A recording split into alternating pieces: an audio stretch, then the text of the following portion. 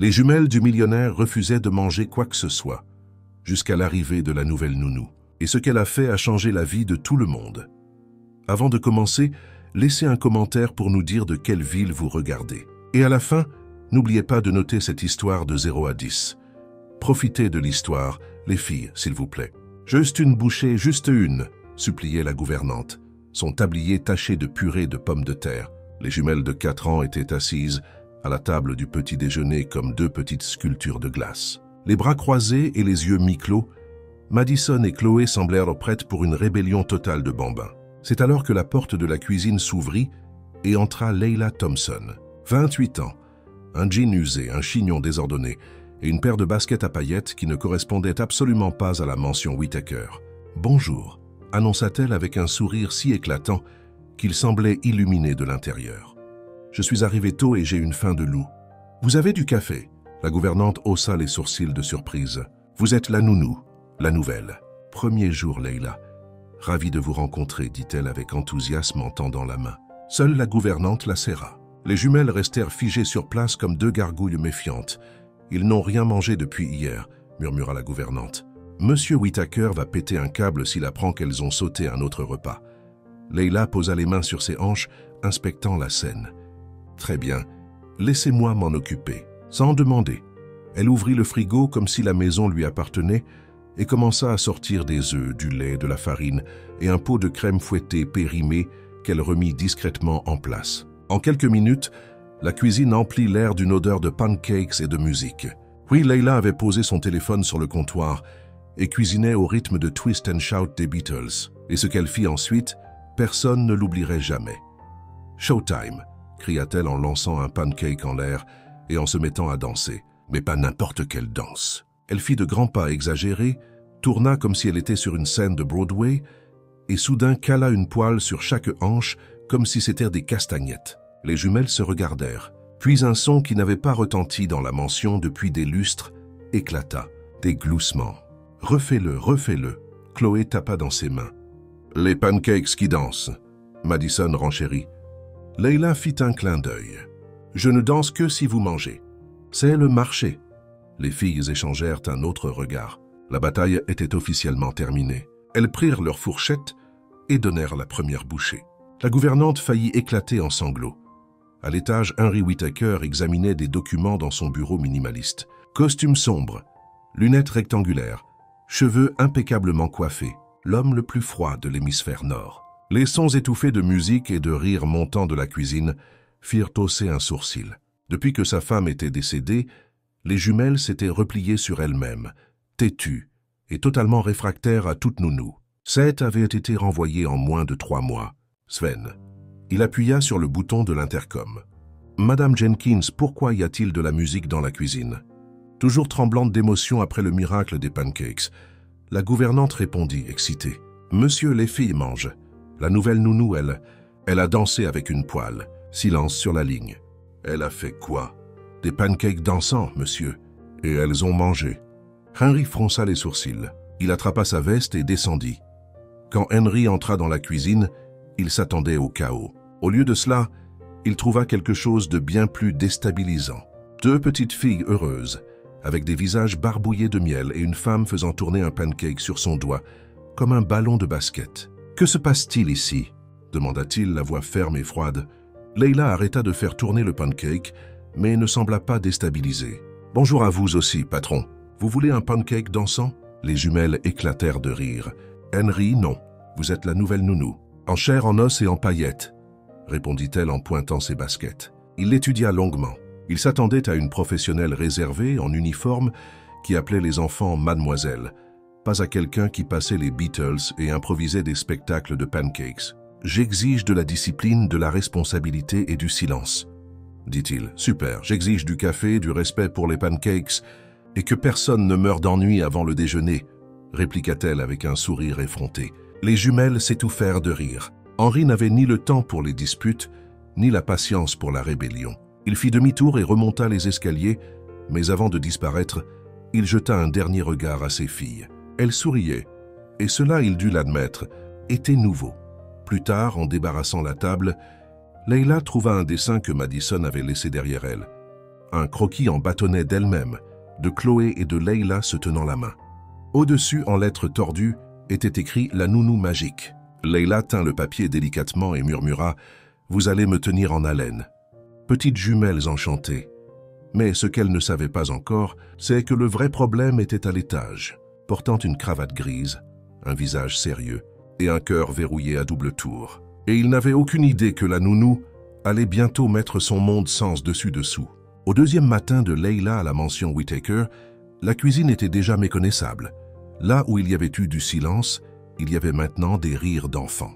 Et Here Comes the Sun jouait du vieux téléphone poussiéreux qu'elle avait apporté de chez elle. « Aujourd'hui, c'est le jour du petit déjeuner magique », annonça Leila en entrant dans la cuisine, portant un petit tablier rose qu'elle avait trouvé dans l'armoire de la gouvernante. « Qui veut des œufs brouillés d'encens ?» Madison et Chloé, encore en pyjama à licorne, applaudirent avec excitation. Il était difficile de croire qu'elles étaient les mêmes enfants silencieuses d'il y a juste 3 jours. « Comment les œufs dansent-ils » demanda Chloé en grimpant sur une chaise, les yeux brillants de curiosité. « Oh, c'est un secret bien gardé » murmura Leila avec un air espiègle. « Mais je vais vous le dire à vous deux. On ajoute un peu d'assaisonnement amour. On remue au rythme de la musique, et voilà des œufs dansants. » Madame Jenkins, observant depuis la porte du garde-manger, ne put cacher son sourire. En 40 ans de travail dans la maison, elle n'avait jamais vu les filles si excitées à l'heure des repas. « Mademoiselle Leila » dit Jenkins en entrant avec une tasse de café fumante. « Le jardinier demande si on peut baisser un peu la musique. Il dit que les voisins parlent. » « Les voisins ?» Leila arrêta de remuer les œufs et se tourna curieuse. « Qu'ont-ils dit ?» Que pour la première fois depuis des mois, ils ont entendu des rires venant de cette maison, répondit Jenkins les yeux humides. Et que c'est un son charmant. Leila sentit sa poitrine se serrer. Elle prit la main de la gouvernante et la serra doucement. Alors continuons à faire du bon bruit. D'accord. À 10 heures du matin, quand Henry descendit chercher des papiers qu'il avait oubliés dans son bureau, il trouva le salon ressemblant à une scène de film pour enfants. Des coussins par terre étaient devenus un château. Les rideaux étaient maintenant des grottes secrètes. Et Leila était assise au milieu de tout cela, racontant une histoire avec une voix différente pour chaque personnage. Et puis la princesse Chloé attrapa sa baguette magique, dit Leila en agitant une cuillère en bois, et transforma tous les méchants dragons en chatons tout moelleux. Les jumelles éclatèrent de rire, se roulant sur les coussins. Henry s'arrêta dans l'encadrement de la porte, observant. Son salon impeccable, toujours organisé, était complètement sans dessus-dessous, et il aurait dû être agacé. Mais il y avait quelque chose de hypnotisant dans la façon dont ces filles interagissaient avec Leila, comme si elle était un pont vers un monde qu'elles avaient oublié comment entrer. « Monsieur Whittaker », Leila le remarqua et agita joyeusement la main. « Vous voulez rejoindre l'histoire ?»« J'ai besoin de quelqu'un pour jouer le roi courageux. »« Non, merci, dit-il platement. Je suis juste venu chercher des papiers. »« Papa, reste !» Tati Leila fait des voix drôles. Madison dit en courant vers lui. Henry sentit une oppression dans la poitrine. Cela faisait si longtemps que Madison ne lui avait pas demandé de jouer. Peut-être une autre fois, ma chérie. Papa doit travailler. Le sourire de Madison s'estompa un peu, et Henry se détesta pour cela. Plus tard, à l'heure du déjeuner, Leila transforma la salade en un voyage, à travers la forêt enchantée, où chaque feuille de laitue était une feuille magique, et chaque carotte une potion d'énergie. Les filles mangèrent toute la salade, quelque chose que même leur propre mère n'avait pas réussi quand elle était vivante. « Comment fais-tu ça ?» demanda Carlos, le chauffeur de la famille, observant par la fenêtre de la cuisine. « Faire quoi ?» répondit Leila en essuyant la sauce des visages des jumelles. « Les faire sourire comme ça, manger sans discuter.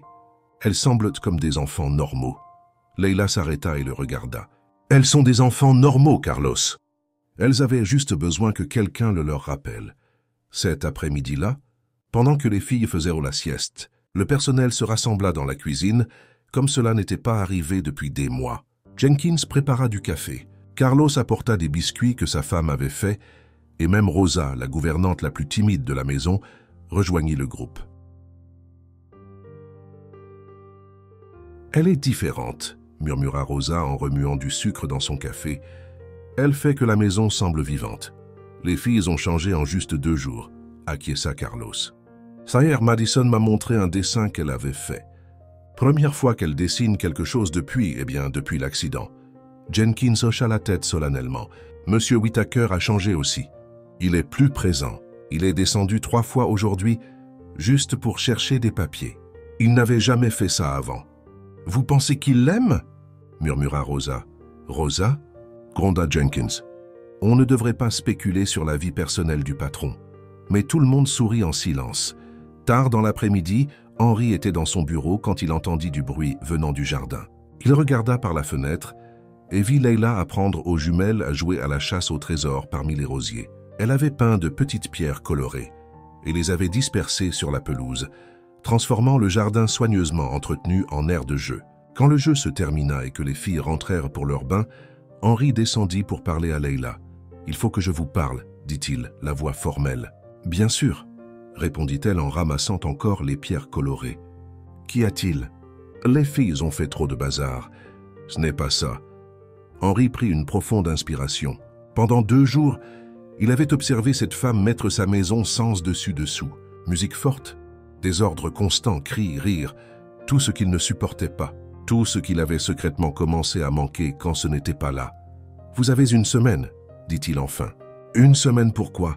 Pour prouver que vous n'êtes pas juste une autre déception. » Leila s'arrêta de ramasser les pierres et le regarda. « Désolé, mais déception. 7 nounous avant vous. Chacune a promis qu'elle était exactement ce dont les filles avaient besoin.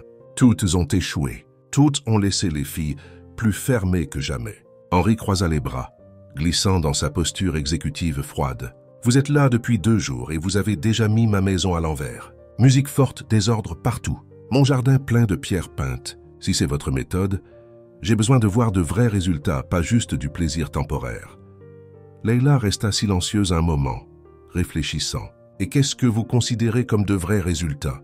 Qu'elles redeviennent les enfants qu'elles étaient avant. » Il hésita. « Avant qu'elles perdent leur mère. Qu'elles mangent sans avoir besoin d'un spectacle. Qu'elles dorment sans cauchemar. Qu'elles n'aiment pas peur des étrangers. Qu'elles soient normales. » Leila hocha lentement la tête. « Alors donnez-moi 7 semaines. Mais à une condition. » Henry haussa un sourcil. « Vous n'intervenez pas. Pas de réunion, pas de commentaires sur ma musique ou mon désordre. Laissez-moi travailler. Et si ça ne marche pas? Si après 1 semaine vous pensez encore que je suis une autre déception, dit-elle en glissant la dernière petite pierre dans sa poche, je ferai mes bagages moi-même. » Henry l'étudia longuement. Il y avait quelque chose en elle, un mélange de confiance et de vulnérabilité, qui attira son attention. 1 semaine, puis il se tourna pour partir, mais s'arrêta. « Leila, oui, elles sont vraiment différentes.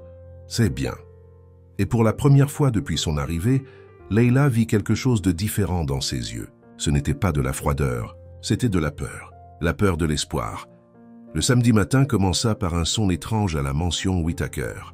Le silence. Henry se réveilla à 6 heures comme d'habitude, mais n'entendit aucune musique venant de la cuisine. Pas de rire, pas de bruit de poêles utilisés comme instrument de musique. Inquiet, bien qu'il ne l'admettrait jamais, il descendit en robe de chambre pour voir ce qui se passait. Il trouva Leila dans le salon, encore en pyjama, assise par terre avec un livre sur les genoux. Les jumelles étaient de chaque côté d'elle, aussi en pyjama, écoutant attentivement tandis qu'elle lisait, utilisant une voix différente pour chaque personnage. « Bonjour, patron, » dit Leila sans lever les yeux du livre. « Vous arrivez juste à temps pour l'histoire de la princesse qui a sauvé tout le royaume avec des maths. »« Papa !» Madison sauta et courut enlacer ses jambes. « Tati Leila lit la meilleure histoire du monde. »« C'est sur une princesse qui construit des châteaux avec des chiffres, » ajouta Chloé en agitant les mains avec excitation mais restant en place.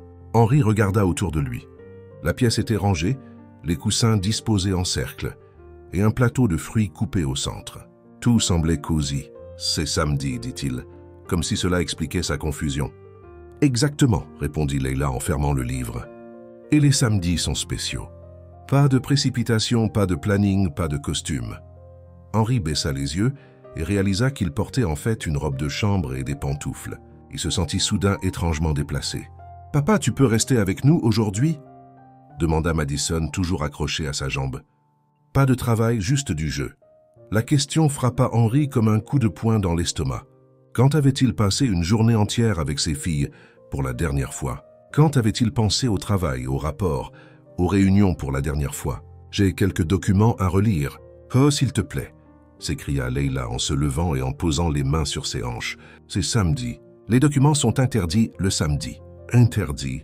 Henri haussa un sourcil. Loi universelle, répondit-elle sérieusement. Article 1, personne ne peut travailler quand deux jolies filles demandent de l'attention. Article 2, les pyjamas sont l'uniforme requis. Article 3, le plaisir est la priorité absolue. Les jumelles gloussèrent. Je ne porte pas de pyjama en journée, dit Henri, clairement mal à l'aise. Super. Leila tapa dans ses mains. Alors aujourd'hui, c'était début. Madison, Chloé, lancez l'opération papa en pyjama. Avant que Henri puisse protester, les deux filles attrapèrent ses mains et commencèrent à le tirer vers les escaliers. Les filles, je ne pense vraiment pas. S'il te plaît, papa, supplia Chloé. Tati Leila a dit que c'est un jour spécial en famille. Henri s'arrêta à mi-chemin dans les escaliers. Famille. Le mot résonna dans son esprit d'une façon qu'il n'avait pas ressentie depuis longtemps. Une demi-heure plus tard, Henri descendit portant un pantalon de survêtement gris et un t-shirt simple. Des vêtements qu'il avait trouvés au fond de son armoire et qu'il n'avait probablement pas portés depuis des années. Il se sentait ridicule et étrangement confortable. « Regardez-vous » s'exclama Leila en le voyant. « Maintenant, vous avez vraiment l'air d'un papa. J'ai toujours été un vrai papa, » répondit-il un peu sur la défensive. « Bien sûr que oui, » dit-elle plus doucement. « Mais maintenant, vous avez l'air d'un papa qui a du temps. » Les mots le désarmèrent complètement. Alors Leila continua à taper dans ses mains. « Qu'est-ce que vous trois voulez faire le samedi en pyjama ?»« Construire quelque chose, » cria Chloé. « Dessiner, » cria Madison. « Prendre un café, » marmonna Henri, essayant encore de s'ajuster à la situation. Leila rit. « Parfait, on va faire tout ça. D'abord le café, puis chacun fait ce qu'il aime le plus. Et à la fin, tout le monde montre ce qu'il a fait. Qu'en dites-vous » Et ainsi Henri se retrouva assis par terre dans la salle de jeu, quelque chose qu'il n'avait pas fait depuis que les filles étaient en bébé. Chloé était entourée de pièces Lego, construisant quelque chose qu'elle insistait pour appeler son robot de combat contre la tristesse. Madison avait des crayons de couleurs éparpillés partout, dessinant avec la concentration d'une artiste professionnelle. « Qu'est-ce que tu construis, Chloé ?» demanda Henri, vraiment curieux. « C'est un robot qui détecte quand les gens sont tristes et les chatouille jusqu'à ce qu'ils rient, » expliqua-t-elle en attachant une pièce rouge. « Regarde, ce sont les bras à chatouille, et ça, c'est l'antenne détectrice de tristesse. » Henri fut émerveillé par la création complexe de sa fille. Quand était-elle devenue si créative? « Et toi, Madison, qu'est-ce que tu dessines ?»« C'est une surprise, » répondit-elle en couvrant le papier de ses mains. « Mais je peux faire un dessin spécial juste pour toi, papa. »« Tu peux? »« Bien sûr. Qu'est-ce que tu aimerais que je dessine ?» Henri réfléchit un moment. Quand quelqu'un lui avait demandé pour la dernière fois ce qu'il voulait, « Dessine ce qui te rend heureux ?»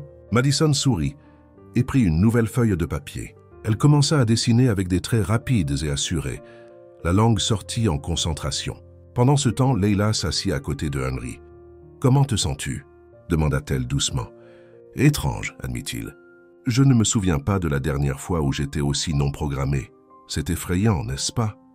De ne pas avoir quelque chose à contrôler. » Henri la regarda surpris par son insight. « Comment le sais-tu? » « Parce que tu touches sans cesse ton poignet comme si tu vérifiais une montre, même si tu n'en portes pas. » Henri baissa les yeux et réalisa qu'il tripotait son poignet nu. « Ça passera, » dit Leila. « Cette sensation que tu devrais faire quelque chose de productif. Jouer avec tes filles est la chose la plus productive que tu puisses faire. » À ce moment, Madison se leva de la table. « Tout fini, » annonça-t-elle en tendant le dessin à Henri. Henri prit le papier et son monde s'arrêta. Le dessin montrait 3 bonhommes bâtonnets devant une grande maison. Un petit avec des cheveux bouclés, Madison. Un autre petit avec une queue de cheval, Chloé. Et un plus grand avec des cheveux longs et un grand sourire, Leila. Ils se tenirent la main et en dessous, en lettres tordues, c'était écrit « Ma famille heureuse ». Henri déglutit difficilement. Où était-il dans le dessin de sa propre fille? « Madison, dit-il, la voix un peu rauque. Où est papa? » « Oh !» Elle attrapa un crayon marron. « J'ai oublié. Papa travaille toujours, alors je ne pouvais pas te dessiner. » Les mots frappèrent Henri comme une gifle. « Mais je peux te dessiner maintenant, » ajouta Madison joyeusement, complètement inconsciente de l'impact de ses paroles. « Comment dois-je te dessiner? En costume ou en pyjama ?» Henri resta silencieux un long moment, fixant le dessin. 3 personnes heureuses. Sa fille avait dessiné sa famille, et il n'y était pas. « En pyjama, dit-il enfin. Dessine-moi en pyjama. Madison sourit et commença à dessiner une quatrième figure à côté des autres. Quand elle eut fini, elle le leva. Un grand homme en pantalon de survêtement tenant la main des 3 autres figures. « Voilà, dit-elle, satisfaite. Maintenant, notre famille est complète. » Henri prit le dessin et l'étudia à nouveau. 4 personnes se tenant la main. 4 personnes heureuses. Il leva les yeux et croisa le regard de Leila. Elle ne dit rien, mais Henri vit de la compréhension dans ses yeux et quelque chose de plus. Quelque chose qui lui fit sentir que peut-être, juste peut-être, il avait manqué bien plus que du travail ce samedi en pyjama. « Je peux garder ce dessin ?» demanda-t-il à Madison. « Bien sûr, papa. Je peux en faire d'autres. » Henri plia soigneusement le papier et le glissa dans la poche de son sweat. « Merci, ma chérie. C'est le plus beau dessin que j'ai jamais vu. » Et pour la première fois depuis longtemps, Henri souhaita que le week-end dure pour toujours. Le lundi arriva avec une énergie différente, à la mansion Whittaker. Après le samedi en pyjama, les jumelles semblaient encore plus attachées à Leila, et même Henry avait commencé à descendre pour prendre le petit déjeuner avec elle. Quelque chose d'impensable une semaine plus tôt. « Ce soir, c'est la nuit du dîner spécial », annonça Leila à l'heure du déjeuner, les yeux brillants d'excitation. « Je vais faire une recette que j'ai apprise de ma grand-mère mexicaine. »« Mexicain ?» demanda Chloé intriguée. « Oui, des quesadillas au poulet et au fromage fondu, du riz aux haricots assaisonnés et du guacamole frais. » Madison et Chloé échangèrent des regards excités.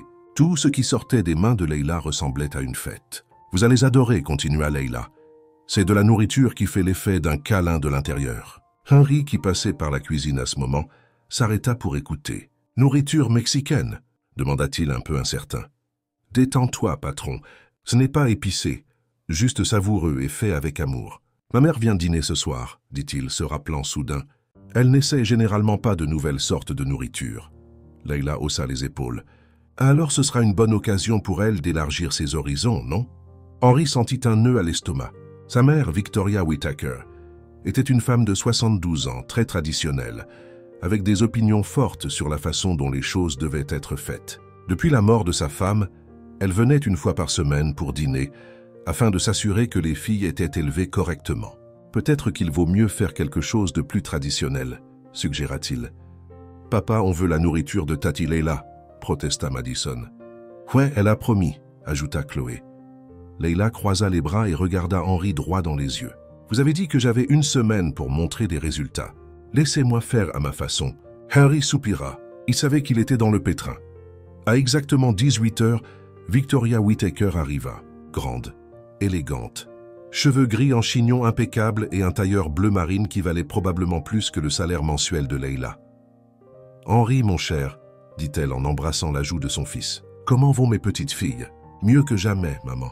La nouvelle nounou fait un travail exceptionnel. »« Oh oui, j'en ai entendu parler. Où l'as-tu trouvée? Quelle agence l'a recommandée? » En fait, elle a été recommandée par le docteur Martinez. Elle a une approche plus moderne. Victoria haussa un sourcil mais ne dit rien. Quand ils entrèrent dans la salle à manger, la table était dressée avec des assiettes colorées, des serviettes en papier fleuri et une odeur merveilleuse venant de la cuisine. « Grand-mère !» crièrent les jumelles à l'unisson en courant l'enlacer. « Mes chères filles !» dit Victoria en les serrant avec une chaleur sincère. « Comment allez-vous ?»« Tati Leila a fait de la nourriture mexicaine, » annonça Chloé. « C'est le meilleur du monde, » ajouta Madison. Victoria regarda Henry avec une expression familière, une désapprobation silencieuse. Juste à ce moment, Leila apparut portant un plat fumant. « Bonsoir, » dit-elle avec un sourire chaleureux. « Vous devez être Madame Whittaker. Je suis la nounou des filles. C'est un plaisir de vous rencontrer. » Victoria la jaugea de la tête aux pieds. Leila portait une simple robe en coton, les cheveux attachés en queue de cheval décontractée. « Bonsoir, » répondit Victoria froidement. « Donc, vous êtes la nounou ? » « C'est exact. Et j'ai préparé un dîner spécial pour ce soir. J'espère que vous apprécierez. » Leila servit les quesadillas, le riz assaisonné et le guacamole avec un enthousiasme contagieux. Les jumelles commencèrent immédiatement à manger, faisant des bruits joyeux. « C'est si bon, Tati Leila !» dit Madison, la bouche pleine. Le fromage fond dans la bouche. Chloé acquiesça. Henry goûta et dut admettre que c'était vraiment délicieux, savoureux, bien assaisonné avec une touche maison qu'il n'avait pas ressenti depuis longtemps. Victoria, cependant, piqua la nourriture de sa fourchette comme si c'était suspect. « C'est intéressant, » dit-elle en prenant une petite bouchée. Où avez-vous appris à cuisiner comme ça? De ma grand-mère, répondit Leila excitée. Elle est venue du Mexique quand elle était jeune et m'a appris tous les secrets de la cuisine mexicaine. Elle disait toujours que la nourriture faite avec amour a un goût spécial, je vois. Et quel est votre parcours académique? Leila s'arrêta de manger, sentant le ton interrogateur. J'ai terminé le lycée et suivi des cours en développement de l'enfant. Des cours? Répéta Victoria avec un mépris à peine voilé. Donc pas d'éducation formelle alors. L'atmosphère devint tendue. Henri remarqua le changement et essaya d'intervenir. Maman? Leila fait un travail exceptionnel avec les filles. Henri, mon cher, je sais que tu veux le meilleur pour elles, continua Victoria en l'ignorant. Mais elles ont besoin de quelqu'un avec une éducation appropriée, quelqu'un qui peut enseigner de bonnes manières, l'étiquette, préparer des repas convenables. Les filles mangent mieux que jamais, dit Leila en essayant de rester calme.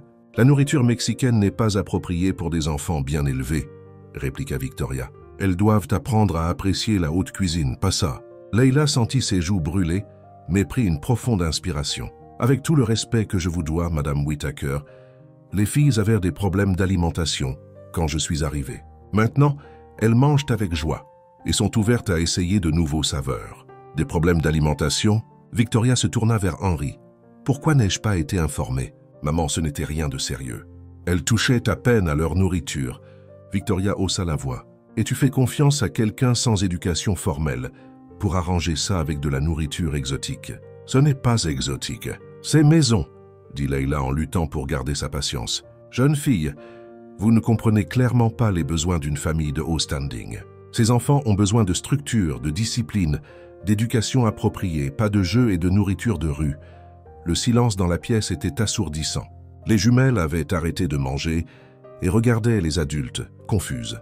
Les yeux de Leila piquaient, mais elle refusa de pleurer devant cette femme. « Madame Whittaker, dit-elle, la voix tremblante mais ferme, je n'ai peut-être pas de diplôme universitaire, mais je sais m'occuper des enfants et je sais les faire sourire. Sourire ne suffit pas, contre-attaqua Victoria. Elles ont besoin d'une vraie éducation. Pas que quelqu'un les gâte avec. Ça suffit. » La voix d'Henri trancha l'air comme une lame. Il se leva, les yeux brûlants de colère. « Maman, arrêtez tout de suite. Henri, je ne fais qu'essayer de... Vous humilier la femme qui a ramené mes filles à la vie, dit-il avec une fermeté qui le surprit lui-même. La femme qui a fait ce que 7 nounous qualifiés n'ont pas pu faire. La bouche de Victoria s'ouvrit.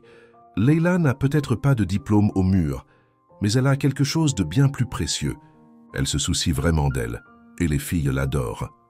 Henri, je n'ai pas fini, il l'interrompit. Ces derniers jours, j'ai vu mes filles rire, jouer, manger avec joie. Je les ai vues courir m'enlacer quand je rentre. Je les ai vues dessiner des images de notre famille heureuse, et tout ça grâce à Leila. Il se tourna vers sa mère. Je décide. Donc avec tout le respect, maman, c'est moi qui suis aux commandes ici et je dis que Leila reste. Victoria regarda son fils comme si elle ne le reconnaissait pas. Henry Whittaker, tu fais une erreur. La seule erreur que j'ai faite, c'est d'avoir laissé les autres décider ce qui était le mieux pour mes filles pendant trop longtemps. Leila resta immobile, essayant de traiter ce qui venait de se passer. Henri l'avait défendu publiquement contre sa propre mère. « Tati Leila ?» murmura Madison en tirant sur sa manche. « Tu ne pars pas, hein ?» Leila baissa les yeux sur la petite fille, puis sur Henry, qui l'observait avec une intensité qu'elle ne savait pas interpréter. « Non, ma chérie, » dit-elle enfin. « Je ne pars pas. » Victoria se leva, attrapa son sac et regarda son fils une dernière fois. « Quand cette maison de cartes s'effondrera, ne viens pas me demander conseil. » Et elle partit, laissant derrière elle un silence lourd. Henri se rassit, les mains légèrement tremblantes. « Je suis désolé pour ça, dit-il à Leila. »« Merci, répondit-elle simplement. Et à cet instant, quelque chose bougea entre eux. Quelque chose que ni l'un ni l'autre n'était tout à fait prêt à affronter. 3 jours après ce dîner tendu avec Victoria, la mention Whittaker était revenue à sa routine joyeuse. Henri semblait plus à l'aise après la confrontation avec sa mère, et les jumelles continuaient à s'épanouir sous les soins de Leila. C'était un mercredi matin ensoleillé, quand Madison tira sur la manche de Leila dans la cuisine. « Tati Leila, tu veux voir notre endroit secret ?» murmura-t-elle, jetant des regards autour comme si elle allait révéler un trésor caché. « Endroit secret ?» Leila s'agenouilla à son niveau. « Quel genre d'endroit secret ? C'est là qu'on garde nos choses spéciales, » dit Chloé en apparaissant de nulle part, les yeux pétillants de mystère. On n'a jamais montré à personne. Pas même à papa? Demanda Leila. Les deux filles secouèrent la tête sérieusement. C'est juste à nous, déclara Madison. Mais tu peux le voir parce que tu es spécial. Le cœur de Leila fondit. Être appelée spéciale par ses deux petites filles était l'un des cadeaux les plus précieux qu'elle ait jamais reçus. Alors montrez-moi cet endroit magique. Les jumelles la menèrent dehors dans le jardin, passaient les rosiers soigneusement entretenus et la fontaine en marbre. Elles marchèrent vers une zone plus cachée où un grand arbre projetait un coin frais et ombragé. « Le voilà !» annonça Chloé en pointant la base de l'arbre. Madison s'agenouilla et commença à creuser avec ses petites mains dans la terre molle entre les racines. En quelques secondes, elle sortit une boîte métallique bleue de la taille d'une boîte à biscuits. « Notre boîte au trésor, dit-elle, en la tenant comme si c'était de l'or. » Leila s'assit sur l'herbe à côté des filles, touchée et curieuse d'être incluse dans quelque chose d'aussi personnel. « Je peux voir ce qu'il y a dedans ?» Les jumelles échangèrent un regard solennel et hochèrent la tête. Madison ouvrit le couvercle de la petite boîte, révélant son contenu soigneusement arrangé. Leila sentit son souffle se couper. À l'intérieur se trouvaient des photographies d'une belle femme aux cheveux blonds et au sourire rayonnant.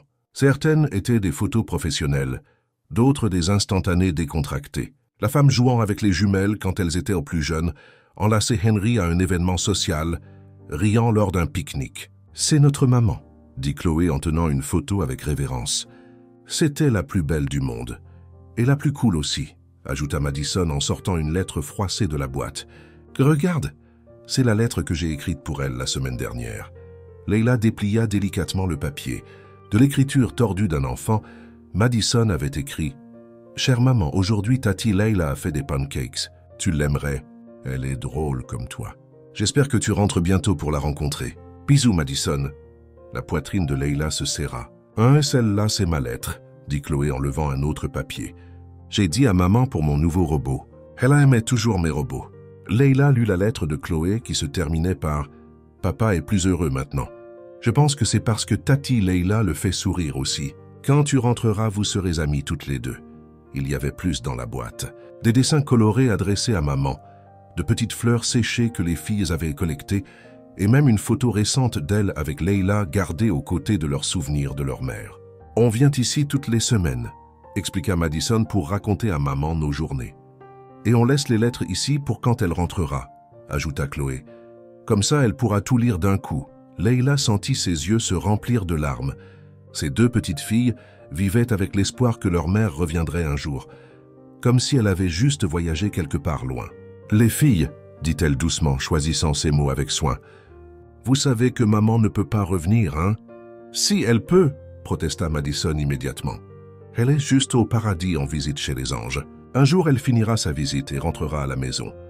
Papa a dit qu'elle nous surveille d'en haut. » Chloé dit, « Mais on sait qu'elle veut rentrer pour s'occuper de nous de près. » Leila prit une profonde inspiration.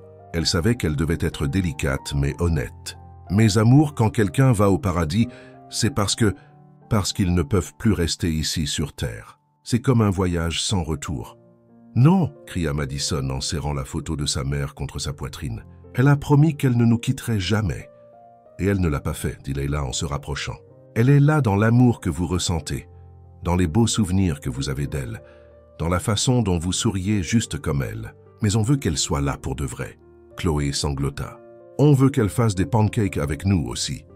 Je sais, mes chéris, je sais que ça fait si mal, mais parfois les gens qu'on aime doivent partir, même quand on ne veut pas, et ce n'est la faute de personne.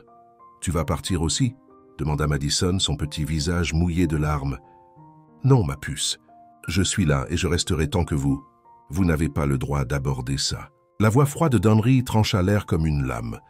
Leila se tourna et le vit debout à quelques pas, le visage crispé de colère. « Henry, vous faisiez juste ingérence là où on ne vous avait pas invité, » dit-il en s'avançant vers elle d'un pas ferme. « Les filles, rangez la boîte et rentrez maintenant. »« Mais papa, » commença Chloé. « Maintenant, » répéta-t-il avec une autorité qu'il utilisait rarement sur ses filles. Effrayées par le ton de leur père, les jumelles rangèrent rapidement les lettres et photos dans la petite boîte, la enterrèrent à nouveau et coururent vers la maison sans se retourner, laissant Leila et Henry seuls sous l'arbre. « Comment osez-vous » dit Henry dès que les filles furent hors de vue. « Comment osez-vous leur parler de la mort de leur mère ?»« Henry, elles ont besoin de comprendre. Elles ont 4 ans, explosa-t-il. Elles n'ont pas besoin de comprendre quoi que ce soit, sauf qu'elles sont aimées et protégées. Mais elles vivent dans un fantasme, répliqua Leila en se levant. Elles écrivent des lettres à quelqu'un qui ne répondra jamais, en attendant un retour qui n'arrivera jamais. Et c'est votre problème. Henry s'approcha, envahissant son espace personnel. Vous êtes là depuis une semaine et vous pensez pouvoir réécrire la façon dont je gère le deuil de mes filles? Je n'essaye pas de réécrire quoi que ce soit. J'essaye d'aider. Aider.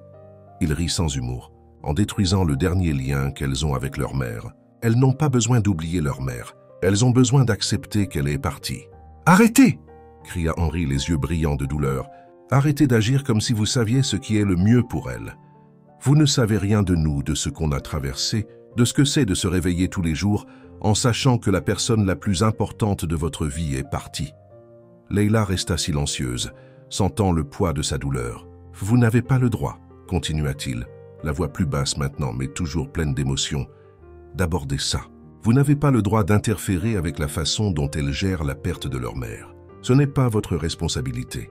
Alors de qui l'est-ce » demanda-t-elle doucement. « La mienne, » répondit-il. « Seulement la mienne, et c'est moi qui décide quand et comment elles y feront face. » Henry se tourna pour partir, mais s'arrêta. « À partir de maintenant, vous vous en tenez au repas et au jeu. Ne parlez pas de choses que vous ne comprenez pas. » Il s'en alla, laissant Leila seule sous l'arbre, son cœur douloureux. Et une chose devenant claire. Henry ne protégeait pas seulement ses filles, il se protégeait lui-même. L'ambiance à la mansion Whittaker était lourde depuis la dispute dans le jardin. Henry évitait presque de regarder Leila, et elle essayait de garder les choses normales pour les jumelles qui ressentaient clairement la tension dans l'air. C'était un vendredi après-midi tard quand tout s'effondra. Leila aidait les filles avec un puzzle dans le salon quand Henry rentra plus tôt que d'habitude. Ses pas fermes résonnèrent dans le couloir, et quand il apparut dans l'encadrement de la porte, son visage était tendu. « Les filles, allez jouer dans votre chambre », dit-il sans même regarder Leila. « Mais papa, on n'a pas fini le puzzle », protesta Madison. « Maintenant », répéta-t-il d'un ton qui ne laissait pas de place à la discussion. Les jumelles obéirent, mais pas sans échanger des regards confus entre leur papa et la nounou. Une fois parti, Henry ferma la porte. « Il faut qu'on parle, dit-il.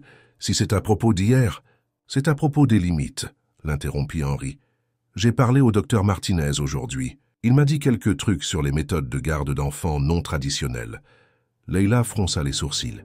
Qu'a-t-il dit exactement? Que l'exposition précoce aux réalités adultes peut être traumatique pour des enfants en deuil. Que le fantasme sain fait partie du développement normal, Henry. Que les nounous non formés font parfois plus de mal que de bien quand elles essaient d'aider, continua-t-il, chaque mot comme un poignard. Leila sentit son sang bouillir. L'a-t-il vraiment dit? Ou entendez-vous juste ce que vous voulez entendre? Je protège mes filles. Vous vous protégez vous-même, répliqua-t-elle, incapable de se retenir plus longtemps. Vous avez si peur d'affronter votre propre douleur que vous préférez garder les filles dans une bulle de make-believe. Comment osez-vous me dire comment élever mes filles parce que quelqu'un doit le faire? Cria Leila. Vous leur parlez à peine. Quand avez-vous vraiment demandé pour la dernière fois comment elles se sentaient? Quand n'avez-vous pas fui au moment où elles mentionnaient leur mère? Le visage d'Henry vira au rouge de colère. Vous ne savez rien de moi. Je sais que vous aimez ces filles, mais vous avez peur de les aimer pleinement parce que ça ferait trop mal de les perdre aussi. Assez. Henry frappa du poing sur la table, faisant trembler un vase. Assez, vous avez franchi la ligne. D'en haut, ils entendirent une porte claquer et le bruit de pas précipités. Ils arrêtèrent de crier et levèrent les yeux. Madison, Chloé appela Henry. Silence. Ils coururent dans les escaliers et trouvèrent la chambre des filles vide. La fenêtre était ouverte, les rideaux flottant au vent. « Où sont-elles » murmura Henry, la panique montant dans sa voix. « Madison, Chloé » cria Leila dans le couloir. Rien. Les minutes suivantes furent un flou de panique. Henry fouilla les chambres d'en haut, vérifiant chacune tandis que Leila descendit pour vérifier la cuisine, le salon, le bureau. Madame Jenkins rejoignit la recherche tout comme Carlos et Rosa. « Elles ne sont pas dans la maison » cria Henry en descendant les escaliers, le visage pâle. « Elles ne sont nulle part. » « Je vérifie le jardin, dit Carlos en courant vers la porte. « Je regarde dans le garage, proposa Rosa. « Et si elles avaient quitté la propriété » murmura Henry, la voix brisée. « Et si quelqu'un les avait enlevées » Dis-c'est qui toi. Leila s'arrêta et ferma les yeux. essayant de penser comme une enfant de 4 ans. Où iraient 2 petites filles effrayées? Quelque part de sûr, quelque part de petit et cosy, où elles pourraient être ensemble. Le chenil, cria-t-elle soudain. Quoi? Le chenil à chenil au fond du jardin. Leila courut comme jamais auparavant. Henry juste derrière elle. Le chenil était dans un coin reculé de la propriété, entouré d'arbres. L'ancien propriétaire de la mansion y avait élevé des Golden Retrievers, mais il était vide depuis des années. Quand ils arrivèrent, Leila entendit le son le plus triste du monde. Des sanglots étouffés venant de l'intérieur de la petite niche en bois. « Madison, Chloé !» appela-t-elle doucement en s'agenouillant près de l'ouverture. 2 petites têtes passèrent la tête par le fond de la niche, leurs visages striés de larmes. « Tati, Leila !» murmura Madison. « On est là, mes chéris !» dit Leila en tendant les bras. « Vous pouvez sortir. Tout va bien. Papa est fâché contre vous à cause de nous. » Chloé sanglota en rampant dehors. « C'est notre faute si vous vous êtes disputés. »« On ne veut pas que tu partes !» cria Madison en se jetant dans les bras de Leila. Henry resta immobile, regardant ses filles chercher du réconfort auprès de Leila, sentant son cœur se briser. « Ce n'est pas votre faute !» dit Leila en les serrant toutes les deux. « Ce n'est jamais la faute des enfants quand les adultes se disputent. Les grands parfois disent des choses qu'ils ne devraient pas quand ils sont contrariés. Mais et si papa t'envoie partir ?» demanda Chloé. « Et si on est seul à nouveau ?» ajouta Madison. Leila regarda Henry par-dessus les têtes des filles. Il n'avait pas bougé, mais elle pouvait voir les larmes dans ses yeux. « Vous savez quoi ?» dit-elle doucement. « Je vais chanter la chanson que ma grand-mère me chantait quand j'étais triste. Ça marchait toujours. » Leila attira les filles plus près et commença à chanter doucement. La mélodie était douce et un peu triste. Une berceuse mexicaine sur l'amour inconditionnel et la protection. Même si elles ne comprenaient pas les mots, les jumelles commencèrent à se calmer, se blottissant contre Leila. Henry observa, hypnotisé. Il n'avait jamais vu sa fille se calmer si vite après avoir pleuré. La voix de Leila avait quelque chose de magique, quelque chose qui touchait non seulement les enfants, mais lui aussi. Quand la chanson se termina, les filles étaient calmes, respirant doucement. « On rentre à la maison ?» demanda Leila doucement. « Tu viens avec nous ?» murmura Madison. « Bien sûr que oui. » Henry les suivit en silence jusqu'à la maison.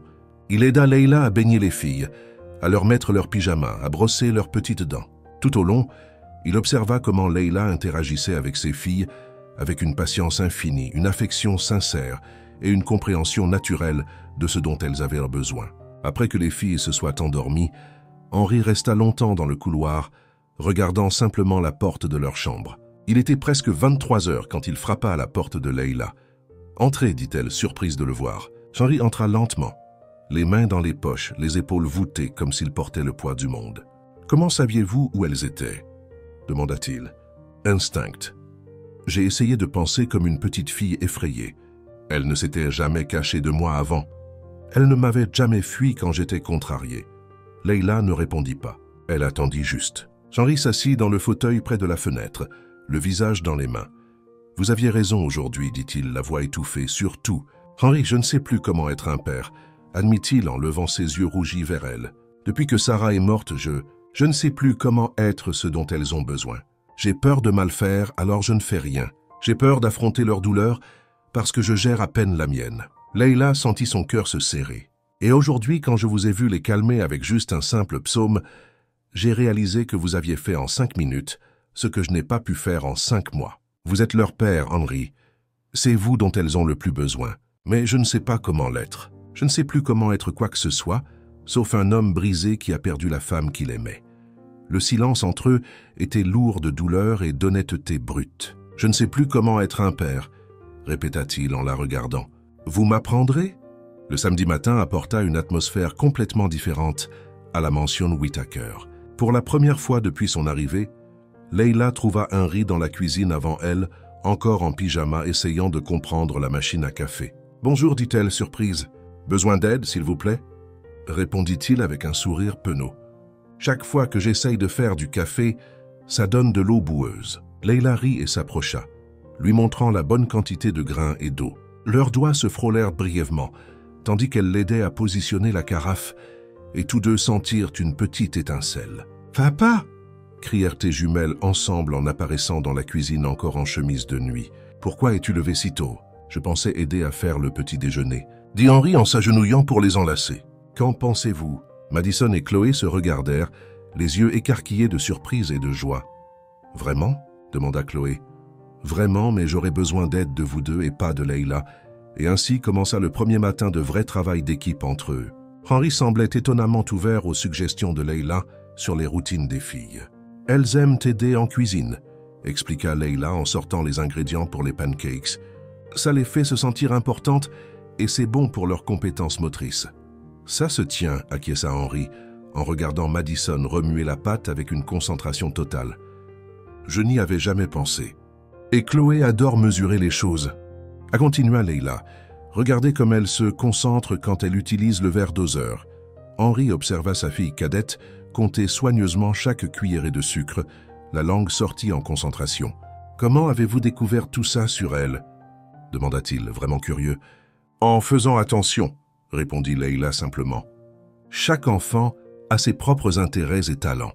Il suffit de remarquer. » Au petit déjeuner, Henry essaya une des suggestions de Leila. Tout le monde à table partagea une bonne chose qu'ils attendaient avec impatience ce jour-là. « Je veux construire un fort en coussin », annonça Madison. « Je veux apprendre à papa à faire mon robot dansant », dit Chloé. « Je veux apprendre », dit Henry en regardant Leila. « Apprendre à être un meilleur père. » Leila sentit son cœur se serrer. « Et toi, tu veux… »« Ila » demanda Madison. « Je veux vous voir heureuse. C'est tout ce que je veux. » Plus tard cet après-midi-là, quand Henry suggéra qu'ils cuisinent le dîner ensemble, Leila fut surprise à nouveau. « Vous êtes sûr? Vous n'avez pas du travail. »« Le travail peut attendre, » dit-il. « Les filles demandent des lasagnes depuis des semaines, et je n'ai jamais su les faire. »« Les lasagnes, c'est facile, » s'exclama Leila. « Et les filles peuvent t'aider avec le fromage râpé. » La cuisine se transforma en un délicieux désordre organisé. Henry suivit les instructions de Leila de près, posant des questions sur chaque étape. Leurs mains se frôlaient sans cesse pendant qu'ils cuisaient.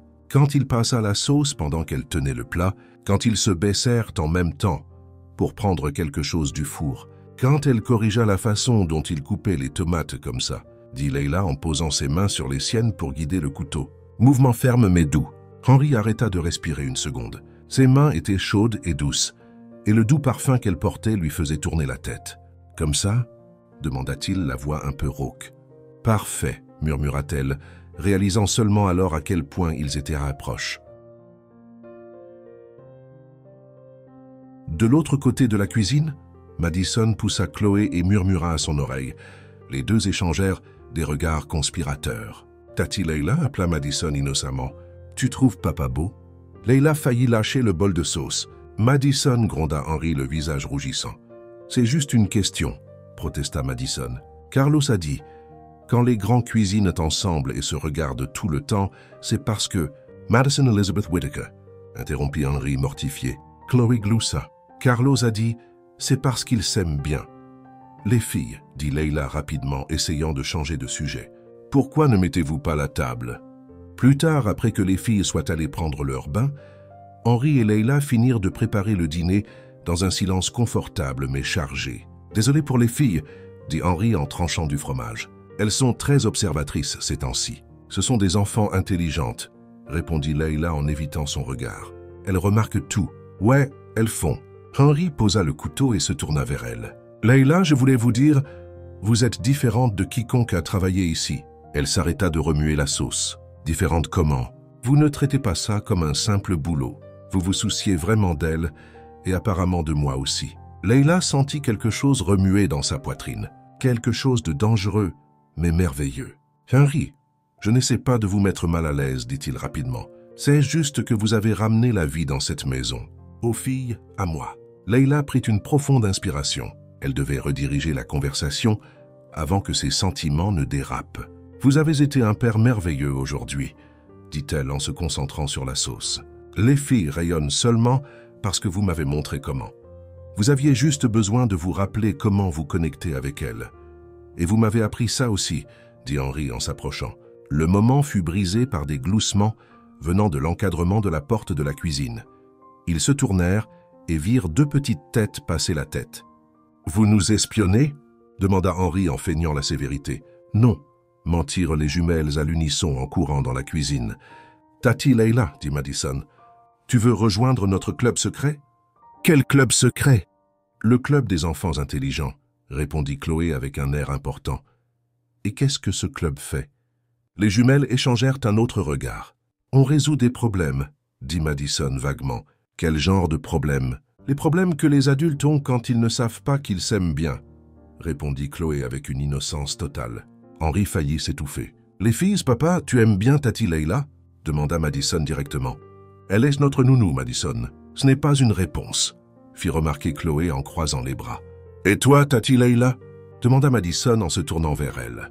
Tu aimes bien, papa? Leila regarda Henri puis les filles, se sentant acculée et incertaine. J'aime bien toute la famille, dit-elle diplomatiquement. Mais tu l'aimes bien, insista Madison. Madison, ça suffit, dit Henri bien que sa voix manquât de conviction. Le cœur de Leila se mit à battre la chamade. La vérité était oui. Elle avait commencé à ressentir quelque chose pour Henri qui allait bien au-delà de tout ce qui était professionnel. La façon dont il s'était ouvert.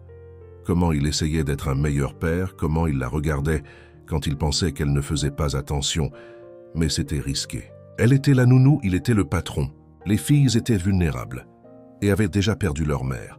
Et si les choses tournaient mal? Je dois vérifier les lasagnes, dit-elle en échappant à la question sous le regard intense d'Henry.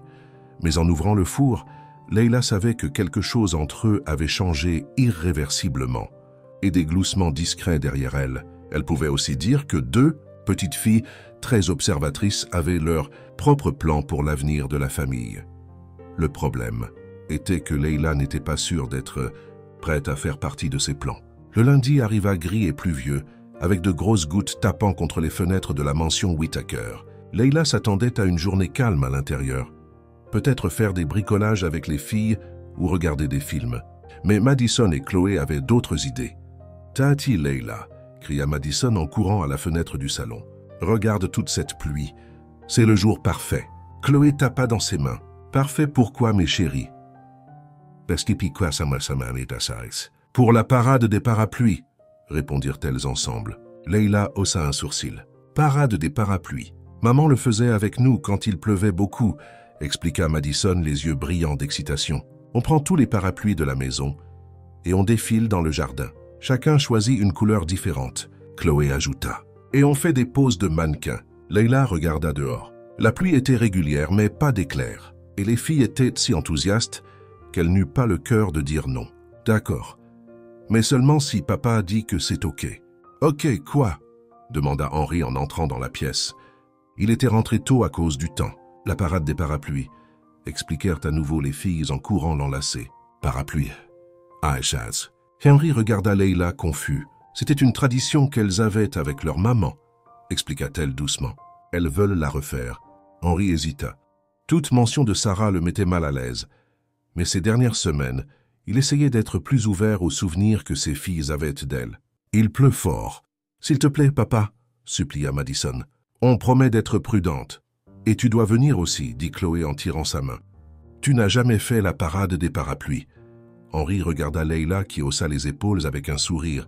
Si vous êtes OK pour vous mouiller un peu. Une demi-heure plus tard, ils étaient tous les quatre à la porte d'entrée en ciré et bottes. Les filles avaient choisi des parapluies colorés dans l'armoire de l'entrée. Madison en avait un rose avec des licornes et Chloé choisit un bleu couvert d'étoiles. « Et maintenant ?» demanda Henri en tenant un parapluie noir simple. « Maintenant, tu apprends à défiler, » dit Madison en ouvrant son parapluie avec un flair dramatique. « Tu dois marcher comme si tu étais célèbre. Comme ça. » Chloé démontra en se pavanant dans le couloir avec des pas exagérés et des poses de mannequin. Leila rit en attrapant un parapluie rouge. « Je crois que je vois. C'est comme un défilé de mode sous la pluie. Hein? Exactement. » crièrent les filles. Quand ils sortirent dans le jardin, la pluie les accueillit avec une douche fraîche et rafraîchissante. Les filles poussèrent des cris de joie et commencèrent immédiatement leur parade, marchant le long du chemin en pierre comme si c'était un podium à Paris. « Regardez-moi. » Madison fit tournoyer son parapluie comme une ballerine. « À mon tour. » Chloé prit une pose dramatique, penchée d'un côté. Henri observa ses filles sourire d'une façon que Leila voyait rarement. Il y avait quelque chose de libérateur à le voir là dehors, trempé par la pluie. Pas de costume, pas de planning, juste profitant d'un simple moment avec ses filles. « T'as ton tour, papa !» cria Madison. Je ne sais pas comment. Marche et pose, Chloé instruisit. Henri fit quelques pas hésitants, essayant de mimer leurs mouvements exagérés. Il avait l'air si maladroit que Leila ne put retenir son rire. « De quoi ris-tu » demanda-t-il en feignant l'offense. « Ta marche de mannequin » dit-elle à travers son rire. « On dirait un robot qui essaie de danser. »« Oh vraiment ? Alors montre-moi, experte du podium. » Leila releva le défi. Elle marcha le long du chemin avec des mouvements fluides et espiègles, faisant tournoyer le parapluie rouge et prenant des poses qui firent applaudir et acclamer les jumelles. « C'est comme ça qu'on fait » cria-t-elle à Henri. « À mon tour encore » dit-il en essayant de copier ses mouvements. Il fit mieux cette fois, et les filles crièrent leur approbation. Le jeu dura plusieurs minutes, chacun prenant son tour sur le podium mouillé, riant de plus en plus fort. Puis tout changea quand Henri essaya un tourbillon fantaisiste. Ses pieds glissèrent sur l'herbe mouillée, et il perdit complètement l'équilibre. Instinctivement, il tendit la main pour se rattraper et finit par attraper Leila qui se tenait à côté de lui. Ils tombèrent tous les deux, Henri atterrissant en dessous et amortissant sa chute. Pendant un moment, ils ne bougèrent pas, respirant fort, leurs visages à quelques centimètres l'un de l'autre. La pluie continuait à tomber, mais maintenant elle semblait douce, presque romantique. Le parapluie rouge de Leila avait volé à quelques pas, les laissant complètement exposés. « Tu vas bien » murmura Henri, les yeux scrutant son visage pour tout signe de blessure. « Je vais bien » répondit Leila tout aussi doucement. Elle était allongée sur sa poitrine, sentant son cœur battre contre le sien. Ses cheveux mouillés tombaient, comme un rideau autour de leur visage. Ils ne purent dire qui bougea en premier. Peut-être bougèrent-ils en même temps, attirés par une force magnétique qui s'était construite entre eux pendant des semaines. Le baiser commença doucement, presque prudent, lèvres froides de la pluie se rencontrant, apportant une chaleur soudaine. Henri prit son visage d'une main, approfondissant le baiser avec une passion qui les surprit tous les deux. Pendant quelques secondes magiques, rien d'autre n'existait. Pas de patron et de nounou, pas de complications, pas de peur, juste Henri et Leila admettant enfin quelque chose qu'ils avaient nié trop longtemps. « Papa, Tati, Leila !» crièrent les jumelles en courant vers eux. « Vous êtes blessés ?» La réalité frappa comme une gifle. Henri s'écarta si vite qu'il faillit pousser Leila. Il sauta sur ses pieds, son expression se fermant instantanément. « On va bien les filles ?» dit-il, la voix étrangement froide. « On a juste glissé. » Leila se leva plus lentement, essayant encore de traiter ce qui s'était passé. Son goût était encore sur ses lèvres, mais son expression avait déjà complètement changé. « Rentrons » dit Henri sans la regarder. « Vous allez attraper froid. » Les filles obéirent, courant devant vers la maison. Henri et Leila suivirent en silence, mais la tension entre eux était maintenant complètement différente. Après que les filles eurent pris des bains chauds et changé de vêtements, Henri demanda à Leila de le rejoindre dans le bureau. « Fermez la porte » dit-il, le dos tourné vers elle tandis qu'il regardait par la fenêtre.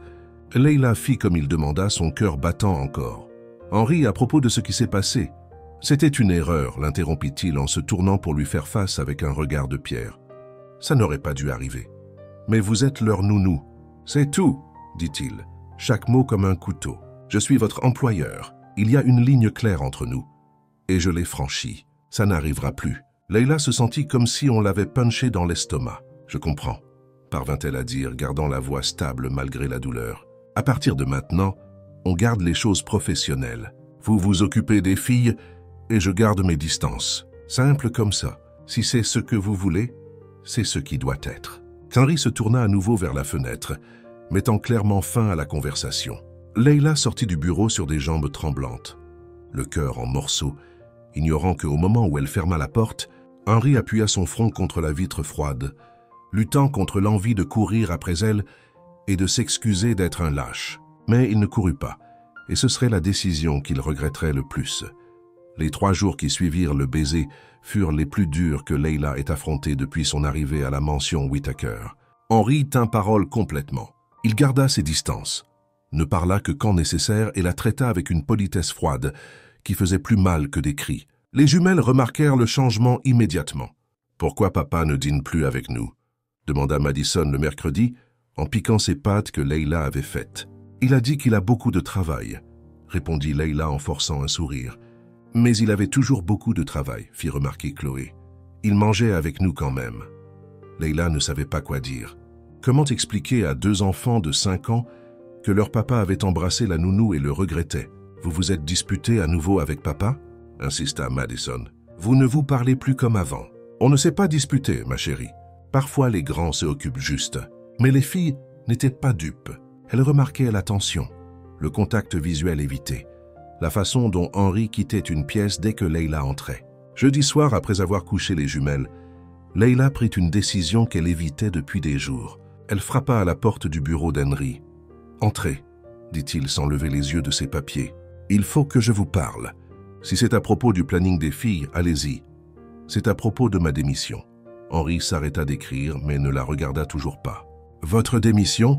Je pars vendredi. J'ai déjà fait mes bagages. » Enfin, il leva les yeux et pendant un bref moment, Leila vit quelque chose comme de la panique traverser son regard. « Les filles. Les filles iront bien. Vous pouvez engager une autre nounou, quelqu'un de plus approprié. Leila, j'ai pris ma décision, Henri. Je ne peux plus rester ici. » Elle s'attendait à ce qu'il proteste, demande pourquoi, peut-être même la supplie de reconsidérer. Au lieu de cela, il hocha simplement la tête. « Je comprends. J'arrangerai votre paiement. » Son indifférence coupa comme un couteau. Leila sentit ses yeux brûler, mais elle tint bon. « Il y a une chose que j'aimerais demander. »« Quoi ? » ?»« Que je puisse rendre visite aux filles parfois quand vous n'êtes pas à la maison. Elles se sont attachées à moi et je me suis attaché à elles aussi. » Henri resta silencieux un long moment. « Visitez quand vous voulez, dit-il enfin. Elles vous manqueront. »« Pas vous me manquerez, pas je vous manquerai, juste elles. »« Merci. » murmura Leila en partant avant que les larmes ne coulent. Le vendredi matin arriva avec une humeur lourde dans la maison. Leila essaya de garder les choses normales, faisant le petit déjeuner pour les jumelles comme toujours, mais elle sentait que quelque chose n'allait pas. « Pourquoi tu es triste, Tati Leila ?» demanda Chloé en grimpant sur ses genoux. « Je ne suis pas triste, ma chérie, juste un peu fatiguée. Tu pars encore aujourd'hui. » voulait savoir Madison. Le cœur de Leila se serra. Il était temps de leur dire la vérité. « Les filles, venez vous asseoir avec moi. Il faut que je vous parle. » Les deux s'assirent à côté d'elle sur le canapé du salon, leur visage sérieux et attentif. « Vous savez, Tati Leila vous aime très fort, hein ?»« On sait, » répondirent-elles à l'unisson. « Et vous savez que parfois les gens doivent partir, même quand ils ne veulent pas. » Le sourire disparut du visage de Madison. « Tu pars ? » ?»« Oui, ma puce, mais ça ne veut pas dire que je ne vous aime pas. »« Non, » cria Chloé en se jetant dans ses bras. « Tu ne peux pas partir. Tu fais partie de notre famille. S'il te plaît, ne pars pas. » Madison sanglota. « On a fait quelque chose de mal ?» Leila les serra toutes les deux, retenant ses propres larmes. « Vous n'avez rien fait de mal. Vous êtes les enfants les plus merveilleuses du monde. C'est juste que parfois les grands doivent prendre des décisions difficiles. »« C'est à cause de papa ?» demanda Madison avec une sagesse au-delà de ses 4 ans. « C'est parce que vous vous êtes embrassés dans le jardin. » Leila fut sans voix. Elles avaient vu. « On a vu par la fenêtre, » expliqua Chloé. « Et après, papa est devenu bizarre. C'est sa faute si tu pars. Ce n'est la faute de personne, mon amour. Parfois les choses ne marchent pas comme on veut. » Les jumelles passèrent la journée entière à essayer de convaincre Leila de rester. Elles firent des dessins pour elle, promirent de se comporter encore mieux, offrirent même leurs jouets préférés comme pot de vin. « Et si on parle à papa ?» suggéra Madison. « On peut le convaincre de dire pardon. »« Non, ma chérie. La décision est prise, mais on ne veut pas que tu partes. » Chloé insista, les yeux rouges de pleurer. Henri n'apparut qu'à l'heure du déjeuner, salua ses filles froidement et ne regarda pas Leila du tout. Les filles coururent vers lui. « Papa, tu ne peux pas laisser Tati Leila partir. » Madison supplia. « S'il te plaît, dis-lui de rester. » supplia Chloé. Henri jeta un bref regard à Leila qui se tenait dans l'encadrement de la porte de la cuisine. Tati Leila a pris une décision. On doit la respecter. « Mais papa, ça suffit, les filles. Déjeunons. » Leila vit la confusion et la douleur sur les petits visages des jumelles, et son cœur se brisa encore plus.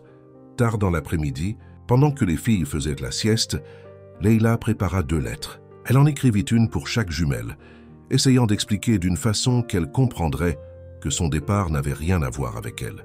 Pour Madison, elle parla de quelle artiste incroyable elle était et comment elle devrait continuer à dessiner des mondes magiques. Pour Chloé, elle parla de son don spécial pour construire des choses et comment elle serait une inventrice célèbre un jour. Dans les 2 lettres, elle promit qu'elle les aimerait toujours et viendrait les voir dès qu'elle pourrait. Elle laissa les lettres sur les oreillers des filles et prit sa valise.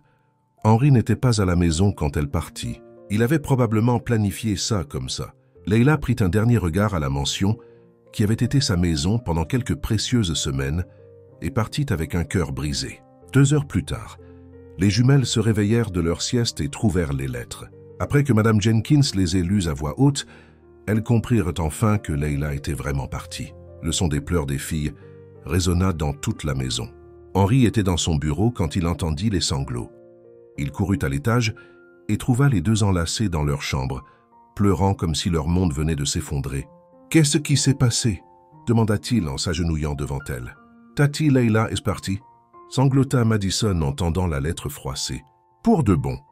Pourquoi tu l'as laissée partir ?» demanda Chloé en regardant son père avec un mélange de tristesse et de colère qu'il n'avait jamais vu avant. « Pourquoi tu ne lui as pas demandé de rester ?» Henri prit les lettres et les lut. Chaque mot écrit par Leila était rempli d'un amour réel pour les filles, et il réalisa à quel point il avait perdu. « Pourquoi tu la laisses partir ?» demanda à nouveau Madison en frappant ses petits poings contre sa poitrine. « Tu ne l'aimes pas, toi aussi ?»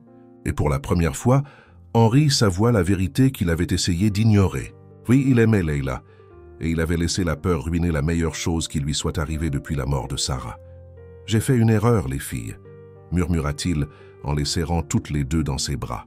Papa a fait une grosse erreur. Une semaine s'était écoulée depuis le départ de Leila, et la mansion Whittaker semblait avoir perdu toutes ses couleurs. Les jumelles mangeaient sans intérêt, jouaient en silence, et demandaient sans cesse quand Tati Leila reviendrait en visite. Henri avait engagé une nounou temporaire, Madame Peterson, une femme sérieuse et efficace, qui s'occupait des filles avec un professionnalisme parfait. Elle ne brûlait jamais les pancakes, ne laissait jamais de désordre, et ne chantait jamais pendant le bain. Elle était parfaite sur le papier, et les filles la détestaient. Elle ne fait pas de voix drôle quand elle lit les histoires, se plaignit Madison pendant le petit déjeuner du lundi. Et elle ne nous laisse pas aider en cuisine, ajouta Chloé en piquant les œufs parfaitement cuits que Madame Peterson avait fait. Henry observait ses filles, ne sachant quoi dire. Chaque jour, il devenait plus évident quel grand vide Leila avait laissé dans leur vie. Pas seulement dans les vies des filles, dans la sienne aussi. « Papa, » dit soudain Chloé, « tu te souviens que le spectacle de danse est aujourd'hui à l'école ?» Le cœur d'Henry sauta un battement. « Le spectacle, comment avait-il oublié ?»« Bien sûr que je m'en souviens, ma chérie, » mentit-il. « Je suis vraiment excité de te voir danser. »« Tati Leila allait venir avec toi, » dit tristement Madison. Elle avait promis. Henry déglutit difficilement. Leila avait promis d'y être. Et maintenant, les filles devraient monter sur scène sans la personne qui leur donnait toujours le plus d'encouragement. Cet après-midi-là, Harry arriva à l'école élémentaire de Pine Valley, portant son meilleur costume. L'auditorium était plein de parents fiers, tenant des appareils photos et des téléphones. Il trouva un siège au 3e rang et attendit. Le spectacle commença avec les plus grands. Petits danseurs de 5 et 6 ans performèrent avec une grâce adorable, gagnant des applaudissements chaleureux du public. Enfin, ce fut la classe des jumelles. La poitrine d'Henry se serra quand il vit Madison et Chloé monter sur scène en tutus rose et bleu respectivement. La musique commença, une version instrumentale de Twinkle Twinkle Little Star, et les enfants entamèrent la chorégraphie simple qu'elles avaient pratiquée pendant des semaines. Madison s'en sortait bien, ses mouvements fluides et confiants. Mais Chloé se tenait immobile au milieu de la scène, regardant le public avec de la panique dans les yeux. Elle cherchait quelqu'un qui n'était clairement pas là. Henry se redressa sur sa chaise, essayant d'attirer son attention. Chloé le vit et agita la main, mais ne bougea pas. Les autres enfants dansaient autour d'elle, mais elle restait comme une statue. La professeure de danse fit un signe discret depuis les coulisses, essayant de l'encourager à se joindre. La musique continuait, mais Chloé était clairement submergée. Henry ne put plus le supporter. Il se leva et marcha vers le côté de la scène où il pouvait parler doucement à sa fille. « Chloé, ma chérie, tu peux y arriver, » murmura-t-il. « Papa est là, tu peux danser. » Chloé le regarda avec des larmes aux yeux. « Je veux Tati Leila, » dit-elle assez fort pour que plusieurs personnes dans le public entendent. Le cœur d'Henry se brisa. Il regarda sa fille, puis Madison qui avait arrêté de danser et observait sa sœur avec inquiétude. « Tati Leila ne peut pas venir aujourd'hui, ma puce, mais papa est là. »« Je veux Tati Leila, » dit à nouveau Chloé, maintenant pleurant ouvertement. Elle avait promis. La musique continuait. Les autres enfants dansaient maladroitement, et toute la scène devenait inconfortable pour tout le monde. Henry prit une décision désespérée. Il sortit son téléphone et composa le numéro qu'il connaissait par cœur. « Allô ?» La voix de Leila vint de l'autre bout. « Leila, c'est moi. Je sais que je n'ai pas le droit d'appeler, mais j'ai besoin de vous. Chloé est sur scène à l'école et elle panique. Elle vous demande. Il y eut une pause. Où? Auditorium de l'école élémentaire de Pine Valley. S'il vous plaît, je suis à 10 minutes.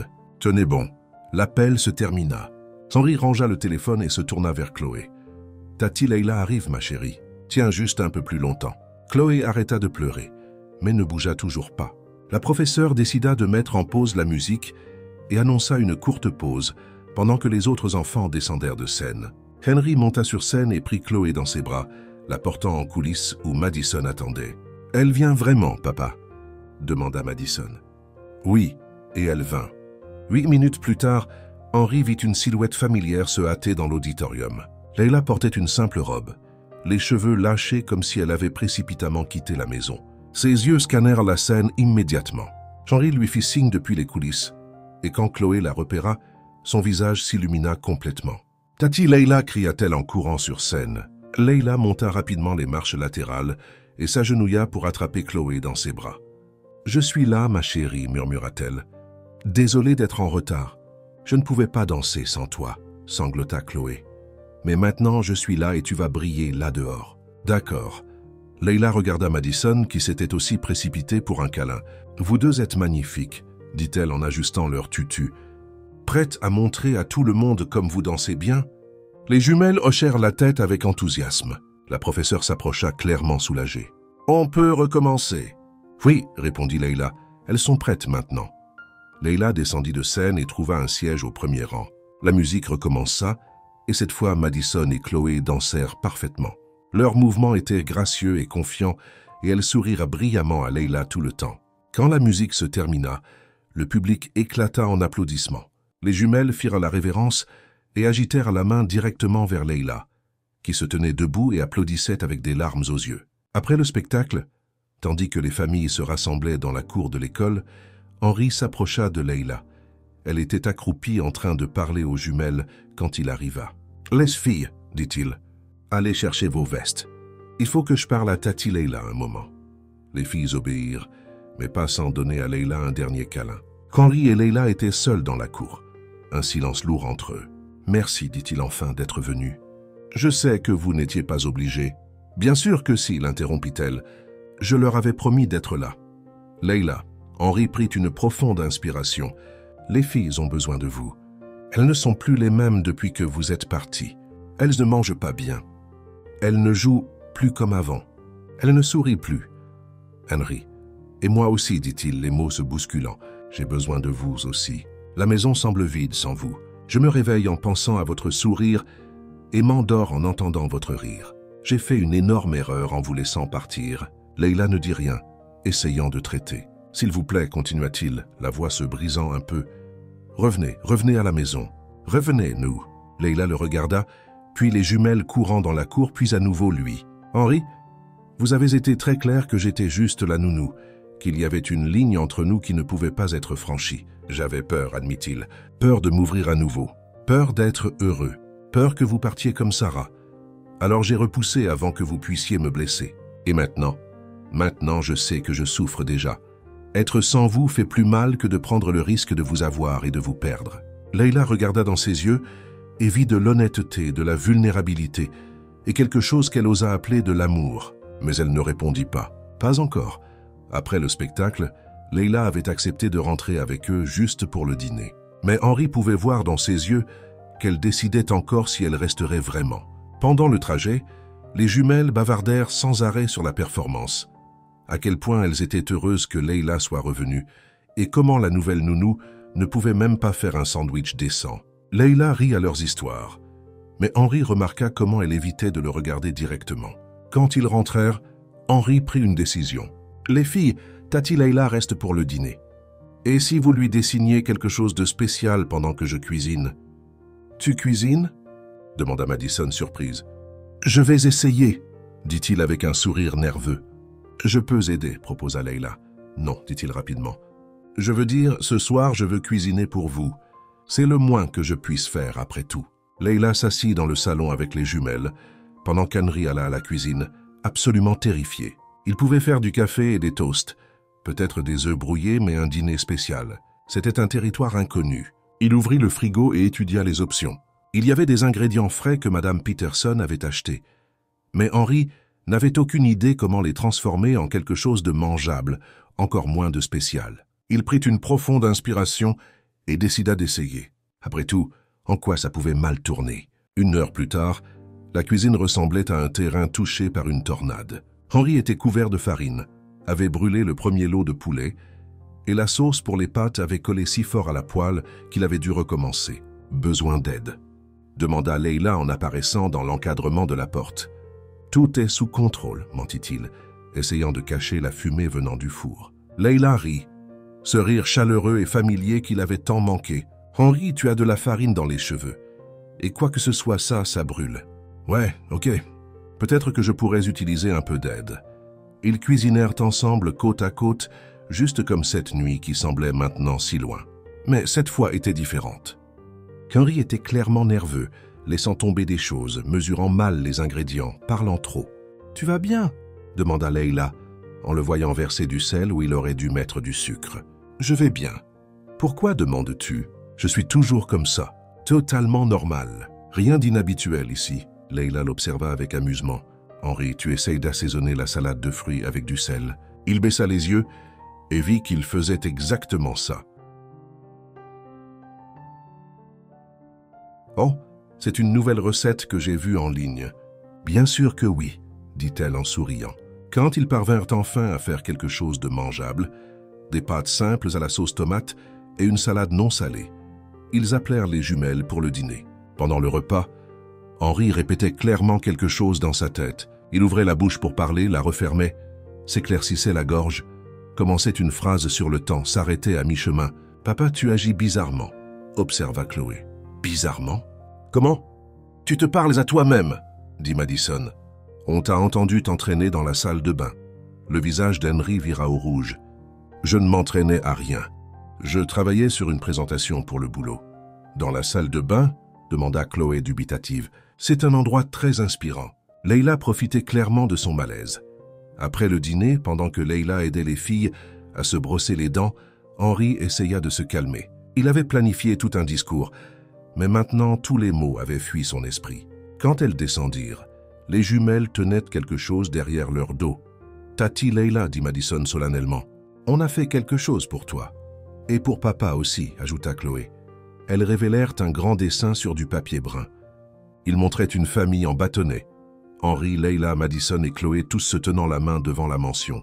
En dessous, écrite en lettres colorées un peu tordues, étaient les mots « Notre famille pour toujours ». « C'est magnifique !» s'exclama Leila, vraiment émue. « Il y a aussi une question », dit Madison en pointant quelque chose écrit en plus petites lettres. Leila se pencha pour lire. « Veux-tu être notre maman aussi ?» Le silence emplit l'air. Leila regarda les jumelles, puis Henry qui était devenu pâle. « Les filles, commença-t-il. « C'est ce que je voulais demander aussi, » l'interrompit-il, se surprenant lui-même. Leila cligna des yeux. « Quoi ?» Henry prit une profonde inspiration. C'était maintenant ou jamais. « Leila, » il déglutit difficilement, « vous avez transformé notre maison en foyer. Vous avez rendu mes filles heureuses à nouveau. Vous m'avez rendu un homme qui se souvient comment sourire. » Il s'approcha, les jumelles observant avec de grands yeux. « Je vous aime, dit-il simplement. Je vous aime d'une façon que je ne pensais plus possible. Et je sais que c'est fou. Je sais qu'on ne se connaît pas depuis longtemps. Mais pour la surprise de tout le monde, il s'agenouilla là même dans le salon. De sa poche, il sortit une simple bague, un anneau en or blanc avec un petit diamant qui avait appartenu à sa grand-mère. « Voulez-vous rester avec nous pour toujours ?» demanda-t-il, la voix tremblante. Pas juste comme nounou, mais comme famille. Les jumelles retinrent leur souffle. Leila regarda l'homme à genoux devant elle. Puis les deux petites filles, qu'elle aimait déjà comme les siennes. Puis à nouveau Henry. « Je vous aime aussi, » dit-elle, les larmes coulant librement maintenant. « Je vous aime tous les trois plus que je ne l'aurais jamais pensé possible. »« C'est un oui ?» demanda Henry plein d'espoir. « C'est un oui, » répondit-elle en tendant la main. Henry glissa la bague à son doigt avec des mains tremblantes, puis se leva et l'embrassa doucement tandis que Madison et Chloé poussaient des cris de joie. « On va être une vraie famille !» cria Madison. « Pour toujours !» ajouta Chloé. Et là, dans le salon de la mansion Whittaker, entouré des rires des jumelles, Henry et Leila surent qu'ils avaient trouvé quelque chose de plus précieux que n'importe quel trésor. Un vrai amour né du désir de prendre soin, grandi par le courage de s'ouvrir et rendu éternel par la promesse de ne plus jamais se séparer. 2 semaines après la demande, la mansion Whittaker bourdonnait d'activité. Pas le genre élégant et contrôlé qu'Henry préférait d'habitude, mais le délicieux chaos qu'une fête planifiée par 2 filles de 4 ans pouvait créer. « Tati Leila !»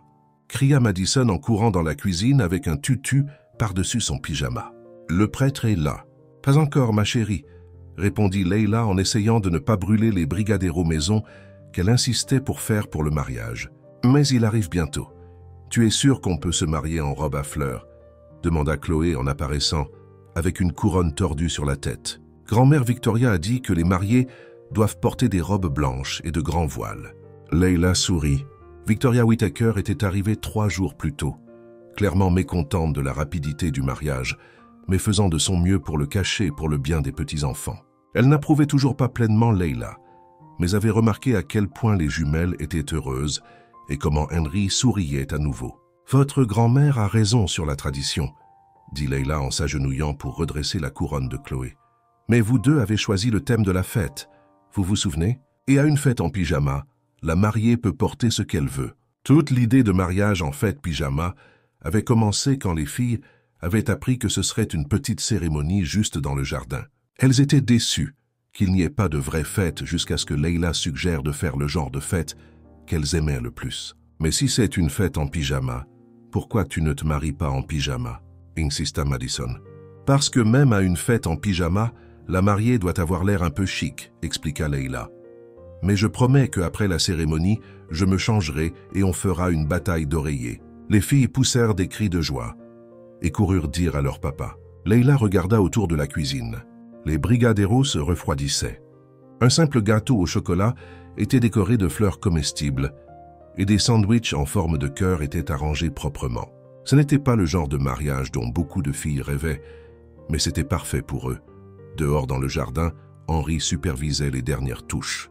Des chaises simples arrangées en demi-cercle, un arc de fleurs sauvages que Leila avait insisté pour faire elle-même, et des coussins colorés éparpillés sur l'herbe pour ceux qui préféraient s'asseoir par terre. « Monsieur Whittaker, » dit Carlos le chauffeur en s'approchant avec un sourire, « les décorations sont magnifiques, différentes mais magnifiques. Elles le sont vraiment, » acquiesça Henry en regardant les guirlandes colorées que les jumelles avaient faites. « Je n'aurais jamais pensé me marier à une fête en pyjama, mais... »« Magnifique !» dit Madame Jenkins en apparaissant avec plus de coussins. « Je n'ai jamais vu autant de joie dans cette maison. » Henry sourit. C'était vrai. En 2 semaines depuis la demande, la mansion était devenue un endroit complètement différent. Rire constant, musique toujours en train de jouer, et un vrai sentiment de famille qu'il n'avait pas ressenti depuis des années. Les invités commencèrent à arriver. Le docteur Martinez et sa femme, quelques collègues proches d'Henry, la famille de Leila, qui avait voyagé du Mexique pour le mariage, et bien sûr, Victoria. Elle portait une robe bleu marine élégante. Son seul clin d'œil au thème de la fête en pyjama était une écharpe colorée. « Henry, » dit Victoria en embrassant la joue de son fils, « j'espère que tu sais ce que tu fais. »« Je sais exactement ce que je fais, maman, » répondit-il avec une confiance qui la surprit. « Je me marie avec la femme qui a ramené notre famille à la vie. » Victoria regarda autour. Prenant les décorations inhabituelles, les enfants courant en pyjama, les adultes discutant joyeusement sur des coussins dans l'herbe. « Ce n'est pas ce que j'imaginais pour toi, » admit-elle. « Ce n'est pas ce que j'imaginais pour moi non plus, » dit Henry. « Mais c'est parfait. » Quand le prêtre arriva, un jeune homme décontracté qui avait gladly accepté la cérémonie informelle, tout le monde se rassembla dans le jardin. Les jumelles, en tant que demoiselles d'honneur officielles, marchèrent le long du chemin couvert de pétales, jetant encore plus de pétales partout et agitant la main aux invités comme de petites célébrités. Puis la musique commença. Ce n'était pas la marche nuptiale traditionnelle, mais la berceuse mexicaine, que Leila chantait toujours pour calmer les filles. Dormina Dormi Me Soul joua doucement sur une guitare. La mélodie était douce et pleine d'amour, résonnant dans le jardin. Et puis Leila apparut. Elle portait une simple robe en coton fleuri, avec des fleurs jaunes et bleues qui matchaient parfaitement le jardin. Ses cheveux étaient lâchés avec quelques fleurs naturelles tressées dedans, et elle tenait un bouquet de marguerites qu'elle avait cueillies ce matin du jardin. Henry sentit son souffle se couper. Elle semblait rayonnante, naturelle, parfaite. Leila marcha vers lui en souriant, s'arrêtant en chemin pour enlacer les jumelles. Quand elle atteignit enfin le petit hôtel improvisé, Henry prit ses mains. « Vous êtes magnifique !» murmura-t-il. « Vous aussi !» répondit-elle en riant, en remarquant qu'il avait accepté de porter juste une chemise légère et un pantalon en lin. Pas de cravate. La cérémonie fut simple et pleine d'amour. Le prêtre parla de famille, de comment l'amour peut guérir les blessures et apporter de nouveaux départs. Henry et Leila échangèrent des vœux qu'ils avaient écrits eux-mêmes, promettant d'aimer et de prendre soin non seulement l'un de l'autre, mais des filles aussi. Quand le prêtre dit « Vous pouvez embrasser la mariée », Henry tint doucement le visage de Leila et l'embrassa doucement, tandis que les invités applaudissaient et que les jumelles acclamèrent de joie. La fête qui suivit fut exactement ce qu'on attend d'une fête en pyjama pour grands. Tout le monde s'assit sur l'herbe, mangea des brigadeiros à la main, rit à des histoires drôles racontées par les invités et regarda les jumelles performer une danse spéciale qu'elles avaient répétée. Alors que le soleil commençait à se coucher, Leila s'était changée en pyjama juste comme les filles et était assise sur l'herbe en train de faire une bataille d'oreillers avec Madison, tandis qu'Henry et Chloé construisaient un fort en coussin. « Tati Leila » dit soudain Chloé en s'arrêtant de stacker son oreiller et en regardant autour de la cour. « Oui, ma chérie, c'est la première fois que tout le monde dans notre maison sourit en même temps. » Leila suivit le regard de la fille. Victoria riait à quelque chose que le docteur Martinez avait dit. Henry aidait Madison à viser un oreiller sur Carlos. Madame Jenkins prenait des photos avec son téléphone, souriant plus que Leila ne l'avait jamais vu. « Tu sais quoi, Chloé ?» dit Leila en attirant la fille dans un câlin. « Ce ne sera pas la dernière. Promis, je promets. À partir d'aujourd'hui, notre maison sera toujours pleine de sourires. » Henry avait entendu leur conversation et s'approcha, les enlaçant toutes les trois. « Toujours », acquiesça-t-il en embrassant le sommet de la tête de Leila, « pour toujours. » Et là, dans le jardin de la mansion Whittaker, entouré d'oreillers éparpillés, de friandises au chocolat et de jouets partout, la famille qui s'était réunie par l'amour, la patience et beaucoup de pancakes dansants, ceux qu'ils avaient trouvé quelque chose que l'argent ne pouvait pas acheter. Un vrai foyer construit non pas avec des briques et du ciment, mais avec des rires, des câlins, et la certitude que quoi qu'il arrive, ils seraient toujours les uns les autres. Qu'avez-vous pensé de l'histoire de Leila et Henry? Laissez vos pensées dans les commentaires. Sur une échelle de 0 à 10, quelle note donneriez-vous à cette histoire? N'oubliez pas de vous abonner à la chaîne et d'activer la cloche pour suivre toutes nos histoires. Et découvrez-en d'autres réconfortantes, juste ici à la fin.